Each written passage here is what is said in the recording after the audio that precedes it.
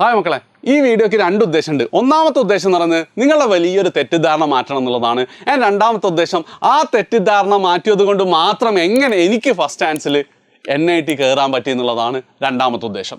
Okay, so video തുടങ്ങുന്നതിന് മുമ്പ് എനിക്ക് നിങ്ങളോട് ചോദ്യമുണ്ട്, നിങ്ങൾ ആൻസർ കമൻറ്റ് ചെയ്യണം. അതായത് ഈ വരുന്ന ജനുവരിയിൽ നിങ്ങളെ JEE മെയിൻസിൽ നിങ്ങൾക്ക് നല്ല സ്കോർ കിട്ടണമെങ്കിൽ നിങ്ങൾ ഇനി അങ്ങോട്ടുള്ള ദിവസങ്ങളിൽ ഏറ്റവും കൂടുതൽ കോൺസെൻട്രേറ്റ് ചെയ്യേണ്ടത് ഏത് സബ്ജക്റ്റിലാണ്?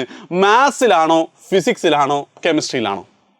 പലരും പല ആൻസേഴ്സൊക്കെ കമൻറ്റ് ചെയ്തിട്ടുണ്ടാവും. പക്ഷേ കുറച്ച് കുട്ടികളെങ്കിലും മാത്സ് ആണ് കൂടുതൽ കോൺസെൻട്രേറ്റ് ചെയ്യേണ്ടതെന്ന് പറയാൻ ചാൻസ്. ആൻഡ് ഇത് നമ്മളെ ലൈവുകളിലും അല്ലാതെ ഒക്കെ നമ്മൾ കാണുന്നുണ്ട്. ഏറ്റവും കൂടുതൽ വ്യൂവേഴ്സ് വരുന്നത് മാത്സിൻ്റെ ലൈവിലാണ്. അപ്പം മാത്സ് എന്നുള്ളത് ഒരു തെറ്റായ ഓപ്ഷനാണ് കേട്ടോ. ഞാൻ വേണം എന്ത് ചെയ്യാം, നിങ്ങൾക്ക് ആ ഓപ്ഷന് ഒന്നുകൂടെ മാറ്റാൻ ഞാൻ പറയാം. നിങ്ങൾ കമൻ്റ് ഒന്നും ചെയ്യണമെന്നില്ല. അതായത് ഏത് എക്സാമിനും ഒരേ നമ്പർ ഓഫ് ക്വസ്റ്റ്യൻ ആണെങ്കിൽ എപ്പോഴും നമ്മൾ മാക്സിമം കോൺസെൻട്രേഷൻ കൊടുക്കേണ്ടത് കൂടുതൽ മാർക്ക് സ്കോർ ചെയ്യാൻ പറ്റുന്ന സബ്ജക്റ്റ് ഏതാണോ അതിലാണ്. അങ്ങനെയാണ് നിങ്ങളുടെ ഓപ്ഷൻ ഏതായിരിക്കും, നിങ്ങളുടെ ആൻസർ ഏതായിരിക്കും. അതിപ്പം എല്ലാവർക്കും എന്ത് ചെയ്യേണ്ട, എൻ്റെ ആൻസർ ഒരു സംശയമില്ല, അത് കെമിസ്ട്രിയാണ്. ഇനിയിപ്പോൾ നിങ്ങൾക്ക് ഫിസിക്സോ മാത്സോ ആണെങ്കിൽ ഒരു പ്രശ്നമില്ല, നിങ്ങൾക്ക് അങ്ങനെ പോവാം. പക്ഷെ നിങ്ങൾ മനസ്സിലാക്കേണ്ട ഒരു കാര്യം എന്താണെന്ന് വെച്ചാൽ ഈ JEEയുടെ കേസിൽ എന്താണ് മാത്സിന് ഇത്ര ഇമ്പോർട്ടൻസ് എന്ന് പറയുമ്പോൾ എപ്പോഴും പറഞ്ഞ് ലാസ്റ്റ് ഒരേ മാർക്കാണെങ്കിൽ മാത്സിന് കൂടുതൽ മാർക്കുള്ള ആൾക്കാർക്കാണ് വെയിറ്റേജ് കൂടുതൽ എന്നുള്ള ഒരു സംഭവമുണ്ട്. അത് സംഭവം സത്യമാണ്. റാങ്ക് വരുമ്പം മാത്സിന് ഒരേ മാർക്ക്, ഒരേ പേഴ്സൻ്റ് മാത്സിന് കൂടുതലുള്ള ആൾക്കാർക്ക് റാങ്ക് മേലെ വരിക. അപ്പം നമ്മൾ വിചാരിക്കുക എന്താ, എന്നാൽ മാത്സിനല്ല ഇമ്പോർട്ടൻസ് കൊടുക്കണം. മക്കളെ, അതിൻ്റെ ഫസ്റ്റ് പറഞ്ഞ കാര്യമുണ്ടോ, ഒരേ മാർക്ക് വരുമ്പം, അതായത് നിങ്ങളെ സംബന്ധിച്ചിടത്തോളം JEEക്ക് 75 ചോദ്യങ്ങളാണ് നിങ്ങൾ ആൻസർ ചെയ്തേണ്ടത്.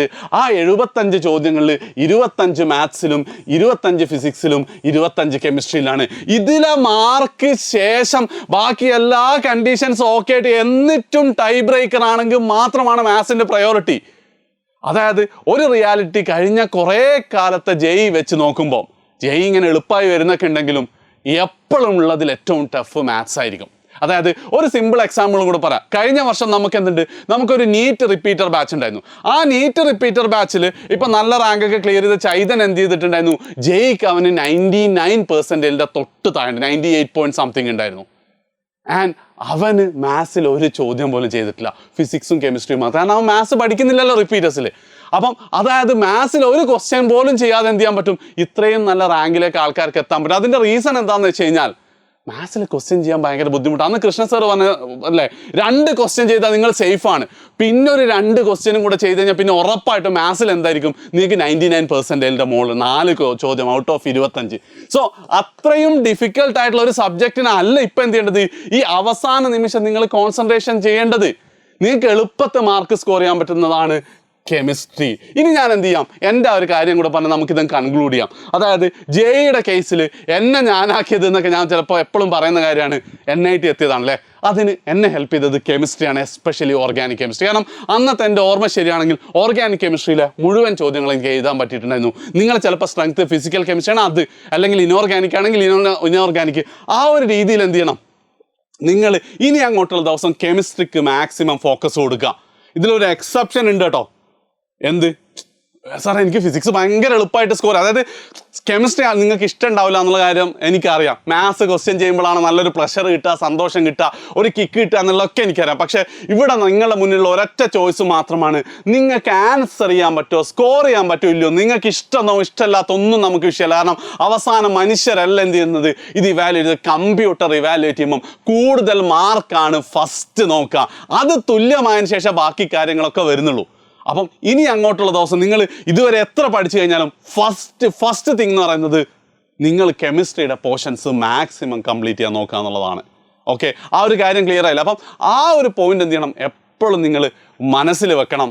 ആൻഡ് അതിനുവേണ്ടി നിങ്ങളെ ഹെൽപ്പ് ചെയ്യാൻ വേണ്ടിയിട്ട് ഈ 2-ാം തീയതി, അതായത് അന്ന് എന്താണ് മന്നം ജയന്തി എങ്ങാനാണ്, ജനുവരി 2-ാം തീയതി, അന്ന് രാവിലെ 9 മണി മുതൽ ഫിസിക്കൽ കെമിസ്ട്രിയിലെയും ഇനോർഗാനിക് കെമിസ്ട്രിയിലെയും 500 JEE ക്വസ്റ്റ്യൻ ചെയ്യാൻ വേണ്ടിയിട്ട് നമ്മളുടെ ടീം റെഡിയാണ്. നമ്മൾ റിഷാദ് സർ ഇവിടെ റെഡിയാണ്. സോ അതിൻ്റെ ലൈവിൻ്റെ ലിങ്ക് ഞാൻ ഇവിടെ പിൻ ചെയ്ത് നിങ്ങൾക്ക് എന്ത് ചെയ്യാം, അതെന്തായാലും മറന്നു പോകാതൊന്ന് കണ്ടു നോക്കുക. അതേ ചോദ്യങ്ങൾ വരണമെന്നൊന്നും ഞാൻ പറയുന്നില്ല, കാരണം ഇത് JEE അല്ല, നിങ്ങൾ ബോർഡ് എക്സാം ഒന്നുമില്ല. പക്ഷേ നിങ്ങൾക്ക് എന്ത് ചെയ്യാൻ പറ്റും, കെമിസ്ട്രി പഠിക്കാനുള്ള, കെമിസ്ട്രിയിൽ എങ്ങനെയൊക്കെയാണ് ചോദ്യങ്ങൾ വരിക എന്നുള്ളൊരു ഏകദേശ ധാരണ കിട്ടും. എങ്ങനെ കെമിസ്ട്രി ഇത്ര എളുപ്പമായി എന്നുള്ളതിനെ കുറിച്ച് നിങ്ങൾക്ക് ഒരു ധാരണ കിട്ടാതെന്ന്. കാരണം ചില ചോദ്യങ്ങളൊക്കെ ബോർഡ് ലെവൽ പോലും വരുന്നത് പോലെ എനിക്ക് തോന്നിയിട്ടുണ്ട്. സോ അതെന്ത് ചെയ്യുക, ലൈവ് ഇപ്പം തന്നെ ആ ലിങ്ക് നിങ്ങൾ ലൈക്ക് ചെയ്യുക, നോട്ടിഫൈ മീ കൊടുക്കുക. ഇനി നിങ്ങൾ അവസാനമായിട്ട് ഒരിക്കൽ കൂടെ എൻ്റെ ചോദ്യം ഇതാണ്, ഒന്നാമത്തെ സബ്ജക്റ്റ് കെമിസ്ട്രി ആണെങ്കിൽ രണ്ടാമത് നിങ്ങൾ ഏത് ചൂസ് ചെയ്യുമെന്നുള്ളത് നിങ്ങളൊന്ന് കമൻറ്റ് ചെയ്യുക. ഫിസിക്സ് ആണോ മാത്സ് ആണോ നിങ്ങളൊന്ന് കമൻറ്റ് ചെയ്യുക. വീഡിയോ ഇഷ്ടപ്പെട്ടിട്ടുണ്ടെങ്കിൽ മാക്സിമം ഫ്രണ്ട്സിന് ഷെയർ ചെയ്യുക.